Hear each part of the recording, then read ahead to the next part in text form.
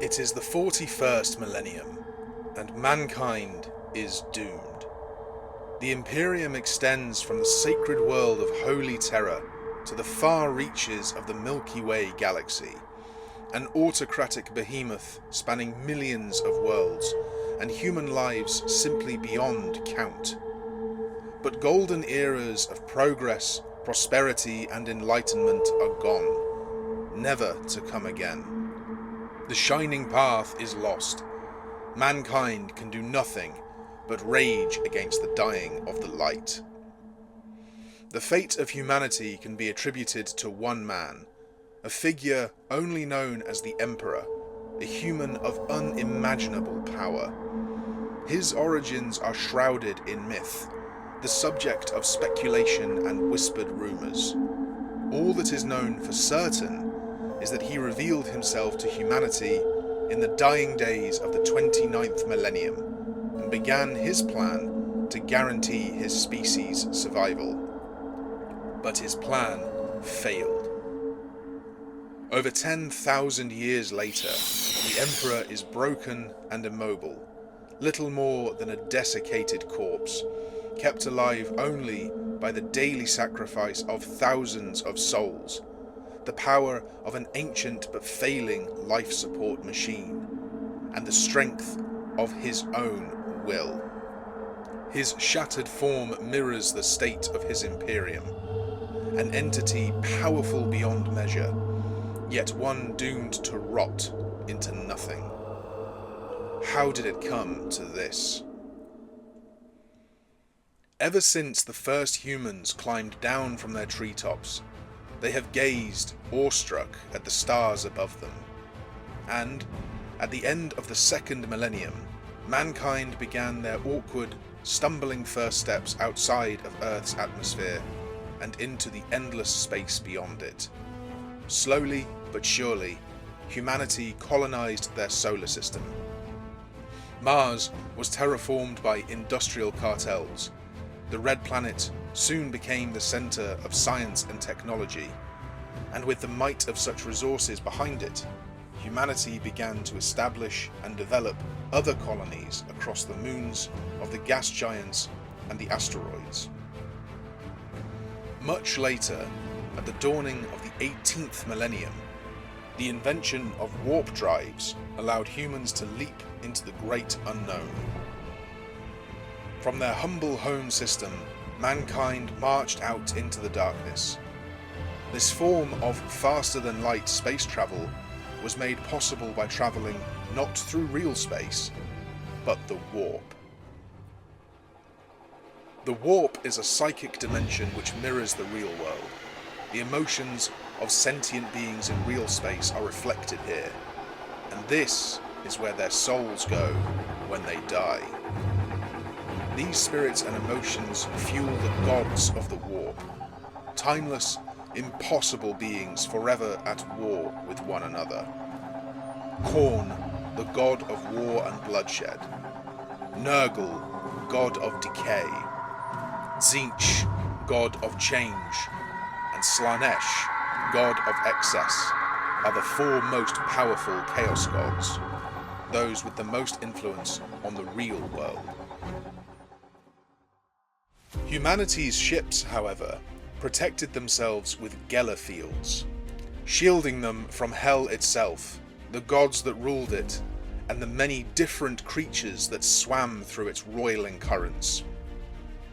With the Geller field providing a bubble of protection, mankind was able to jump great distances across real space in matters of weeks rather than years. Thus began an enlightened period of exploration and invention, a true golden age of starfaring, where scientific wonders beyond belief allowed the species to reach the furthest corners of the Milky Way, forming a galactic empire whose strength and majesty was unmatched. But this age of technology did not last. In the 23rd millennium, mankind's nascent empire collapsed. The artificial intelligence man had come to rely on turned on their masters, turning weapons on an incomprehensible scale back on those who had created them.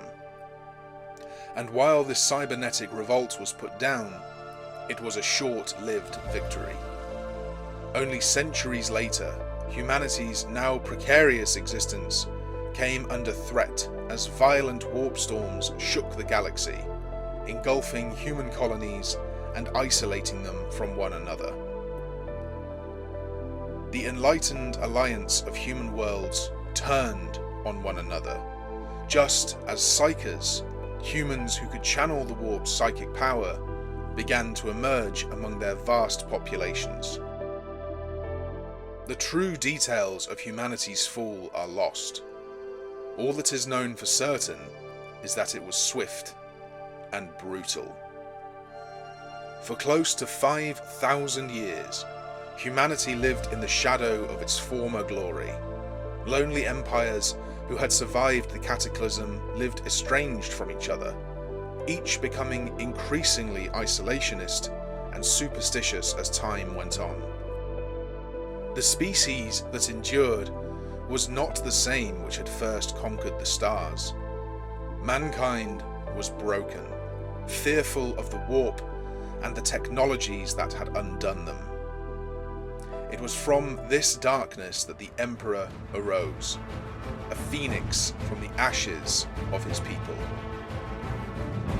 The man who had become known as the Emperor had existed among humanity for thousands of years, indeed since the beginning of recorded history. Very little is known of his life until the 29th millennium, however, when he finally stepped out from the shadows and revealed his plan for the survival of mankind. The Emperor once was a human man, albeit an extraordinary one. He was a perpetual, meaning he could survive and regenerate from any injury, and a psyker beyond anything the human race has seen before or since. He was the paragon of humankind, a singular perfection of the species. It's not known why the Emperor waited until the end of the Age of Strife to reveal himself to humanity. Perhaps he had been content with guiding his people from the shadows like a silent god, until he felt the need to take control. At first, the Emperor revealed himself as merely one of many warlords in the bloody unification wars of Old Earth, now known as Terra. Building legions of genetically engineered soldiers led by the immensely powerful Thunder Warriors, the Emperor crushed the opposing techno-barbarians under the tread of millions of armoured boots. With the homeworld under his control, the Emperor set his sights on the stars. He would reclaim humanity's lost empire and usher in a new golden age. The Milky Way galaxy belonged to mankind and to him by right, and he would take it by force. Using the knowledge he had gained from designing the Thunder Warriors and the power of the warp itself, the Emperor created the Primarchs, 20 artificial demigods, each beings of unmatched strength, intellect, and charisma. The Emperor had gained power quickly, but he was watched by eyes in the warp. Whether they were fearful of the Emperor's ambition, or simply playing games with the lives of mortals, nobody knows. But the gods of the warp plotted to undo the Emperor's plans before they could begin.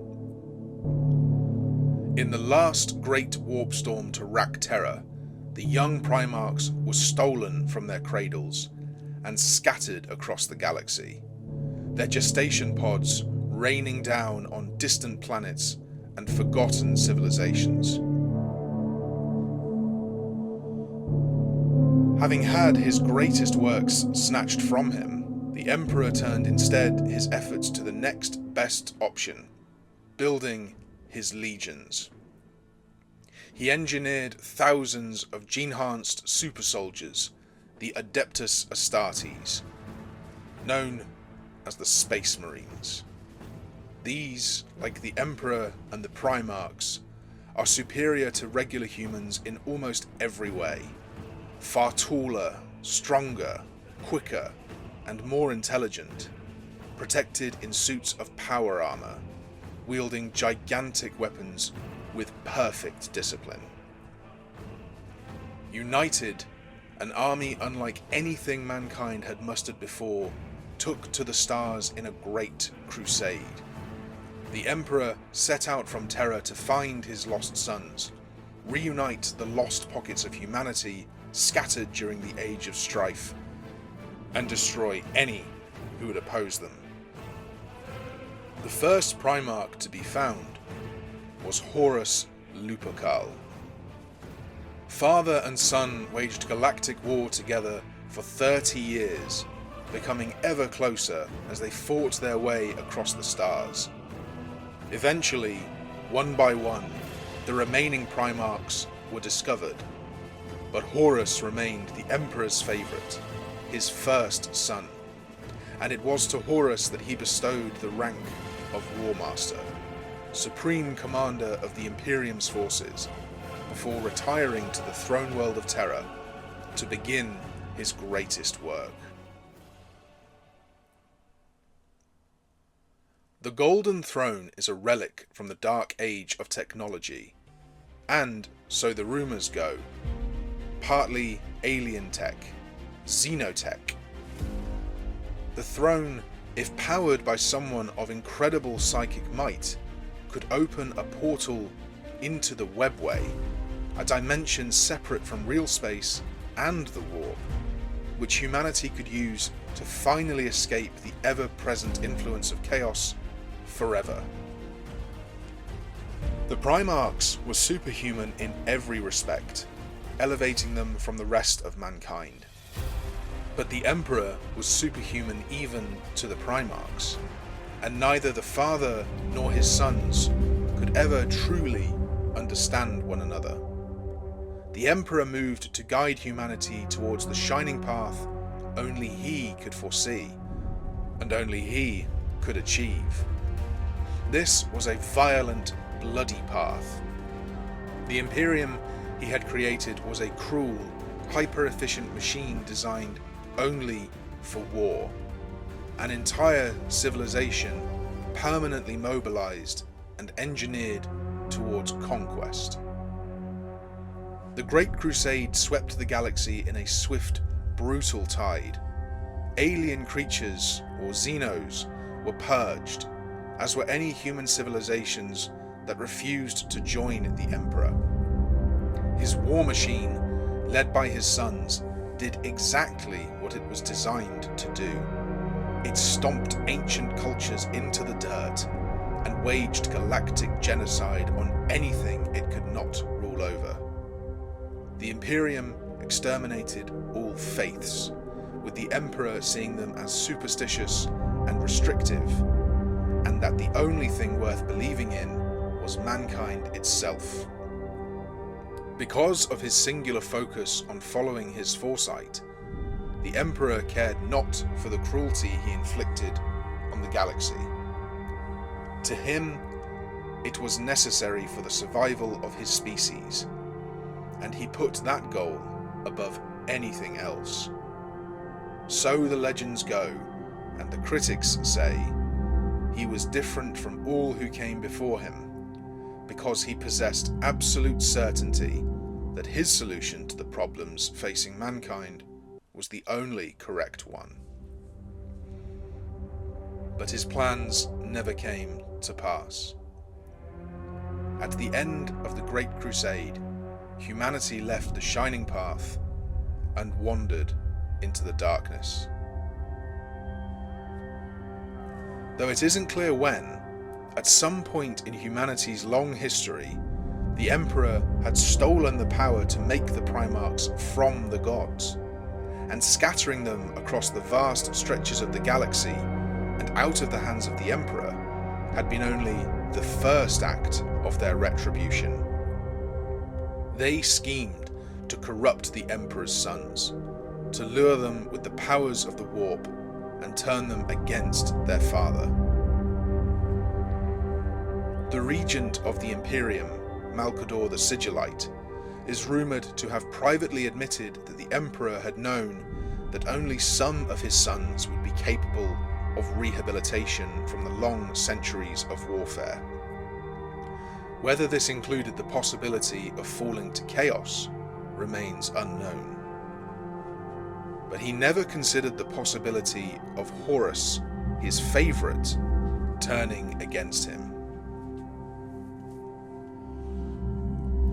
Horus's betrayal of his father is the single defining moment of the history of the Imperium, the direct cause of the galaxy-spanning empire's apocalyptic state. The Horus Heresy split the Imperium of Man in two: loyalists who continued to fight for the Emperor, and the traitors, disillusioned with the Emperor's vision for the future and poisoned against him by the influence of the warp gods. Space Marine fought Space Marine, brother fought brother in a cataclysmic civil war as Horus marched on Terra, the throne world. At the climax of the war, with the fate of mankind hanging in the balance, Horus faced the Emperor above Terra, upon his flagship, the Vengeful Spirit, and father fought son for the fate of the galaxy. Horus was surging with the raw power of the Chaos Gods, and used his unholy might to savagely cripple the Emperor. But it wasn't enough. In a final, overwhelming effort, the Emperor turned his psychic fury upon his own creation. The Horus Heresy was over. The Imperium of Man had endured. But it was doomed, and the Emperor knew it. Shattered, the Emperor returned to the throne world. Chaos choked Terra like a plague, with the Imperium infecting real space and sinking the planet almost into the warp itself. Warp rifts threatened to tear through the real space of the Imperial Palace, and the Emperor's Webway project, the dimensional portal controlled by the Golden Throne, was overrun by hordes of thirsting demons, servants of the very gods that had corrupted Horus.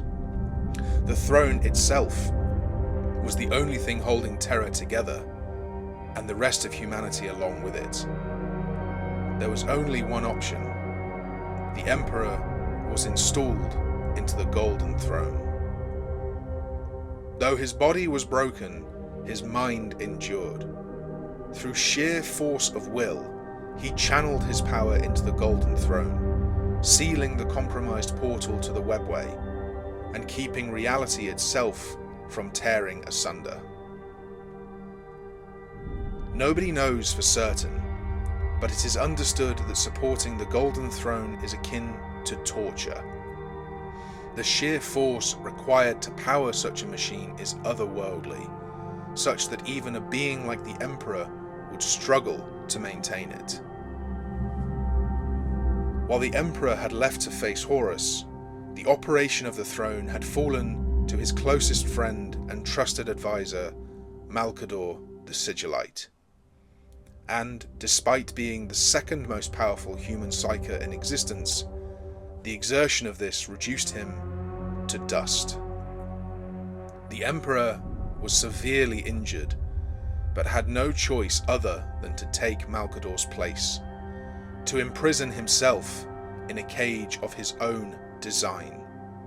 The Golden Throne would function as a life support system, forever holding the Emperor inches from death.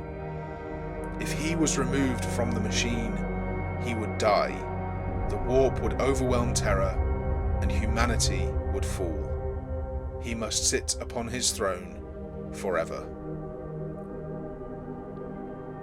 For 10 millennia, the Emperor has sat immobile upon the Golden Throne. He cannot move, he cannot speak, but he lives on. Every second of his life is agony. His mind is ravaged by the psychic toll of the throne. He has endured 10,000 years of the torture that had vaporized Malcador, for he has no other choice.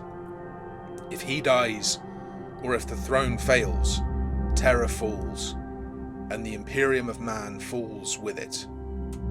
Only a being of such exquisite power, such as the Emperor, could endure such prolonged, extreme suffering. Yet endure he must. Tortured, but still conscious, the Emperor has watched his Imperium decay, his dream slowly becoming a nightmare. In the dying days of the 41st Millennium, there is only war. The galaxy is aflame, a reality that is terrifying beyond measure. Mankind is doomed to rage against the dying of the light, and the death throes of the Imperium have continued for 100 centuries. With the Emperor broken and forced to remain on Terra, his war machine of an empire has endured longer than it ever should have. It was never meant to be this way.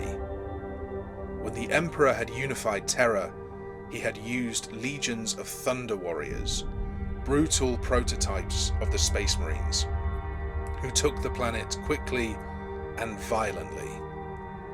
Having served their purpose, the armies were exterminated, as the Emperor moved on to the next stage of his plan.